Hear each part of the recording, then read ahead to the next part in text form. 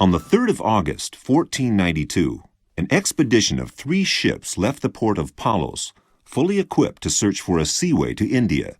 The expedition was led by Christopher Columbus, a man destined to go down in history as the discoverer of a continent previously unknown to the Europeans.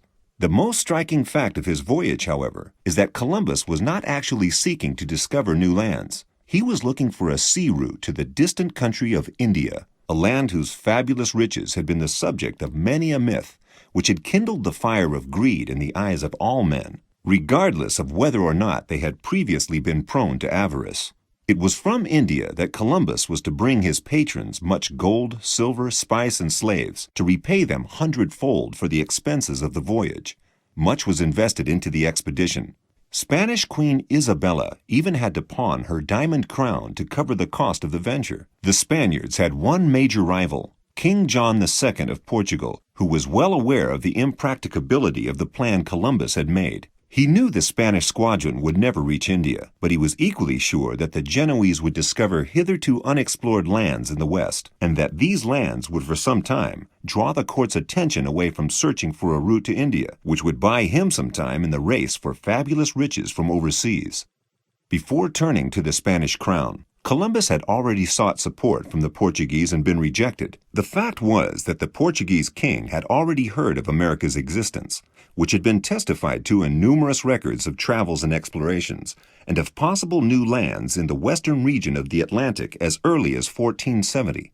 Some parts of America's Atlantic coast were marked on maps which a Portuguese navigator had compiled in 1452. After 1452, a large number of royal patents were issued to captains for some unknown islands in the Atlantic, authorizing them to seek out these lands and settle there. The Spanish crown was disturbed by the Portuguese behavior.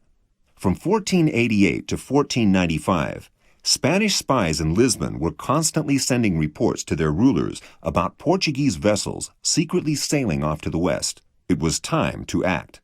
On the 12th of August, 1492, a fair wind carried Columbus's squadron out of the harbor, and he set a course for the American coast. On October 11th, he approached one of the isles in the Bahaman archipelago. Christopher Columbus raised the Spanish flag and declared the island to be located at the gates of India and the property of their royal majesties Isabella and Ferdinand.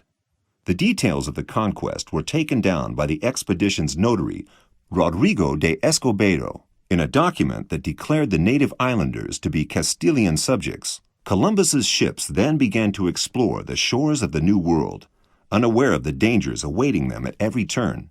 At Christmas, the flagship Santa Maria was wrecked on a coral reef. The explorers decided to set up a colony on the nearest island.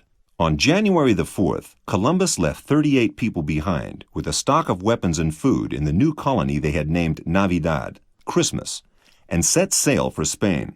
On March the 4th, the explorers stood before King John II, who welcomed Columbus with open arms and affirmed his own rights to the New World. King John later offered to discuss the rights to the newly discovered lands, and a treaty was drawn up in 1494, whereby the demarcation line was to follow the meridian 370 leagues west of the Cape Verde Islands. According to the agreement, Brazil went to Portugal. Pope Alexander VI divided the whole New World and its countries, discovered or not, between 2 monarchs, 2 states actively patronized by the Roman Church, Spain and Portugal. Now it's high time other European states laid claim to the New World and stood up for their rights with the power of their guns. The division of the world continues.